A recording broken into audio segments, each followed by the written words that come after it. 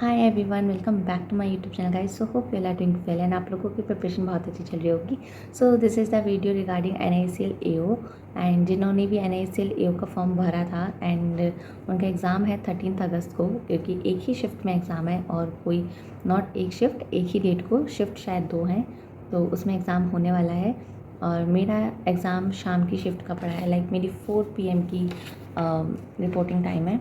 So I must be there and बात करूँगी अगर प्रिपरेशन से related, so definitely I am little bit nervous because कोई भी एग्ज़ाम आता है उससे पहले मैं थोड़ी नर्वस हो जाती हूँ, क्योंकि ऑल्दो प्रैक्टिस ठीक है, सही चल रही है, बट चीज़ों में इम्प्रूवमेंट भी आ रही है, लेकिन ना वही होता है कि एक एग्ज़ाम का फोबिया होता है आपके अंदर, तो वो मेरे अंदर है। और रही बात सब्जेक्ट वाइज, बात कर लेते हैं कि लास्ट 6-7 डेज़ में, 5-6 डेज़ में हमें क्या क्या करना है। तो सबसे पहले इंग्लिश के ऊपर आपको एक्यूरेसी मेंटेन करनी है। You must keep this thing in your mind कि accuracy matters a lot. No matters आपको लगता है कि क्वेश्चन आपको आता है नहीं आता है, but you only have to attempt that question if you know the answer. पहले आपको क्या करना है, लास्ट के 5 to 6 डेज़ में आपको रीडिंग करनी है as much you can, because जितना आप लोग रीडिंग करोगे ना, उससे आपको क्या होगा कि एक इंग्लिश पढ़ने की हैबिट हो जाएगी। और मैं भी लास्ट के कुछ डेज़ में ऐसे ही करने वाली हूँ। आई थॉट कि मैं दो मतलब कि 1-1.5 घंटा रीडिंग को दूंगी एंड आफ्टर 1-1.5 घंटा मैं इंग्लिश को प्रॉपरली दूंगी when I solve the mock test और सेक्शनल मॉक और क्विजेस, ठीक है। Now about the quizzes, about the reasoning part is little bit डगा-मगा हुआ मेरा to be very honest. I don't know, reasoning was my strongest point and now it's my weakest point. I don't know what happened with me.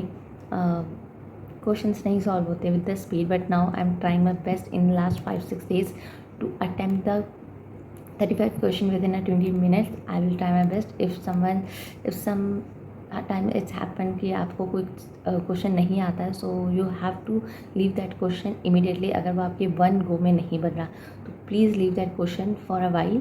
After that when you complete your whatever you know in the examination, when you complete it in the reasoning part, then you have to go for that question which you have leave. Okay, so this is the thing for reasoning for sure, and do puzzles practice as much you can. You have to do the practice of puzzles.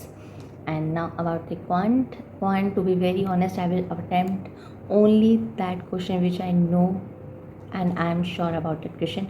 And I thought I will leave the arithmetic, but that's not for sure, because somehow क्या होता है कि arithmetic easy आ जाता है और बाकी part थोड़ा tough आ जाता है।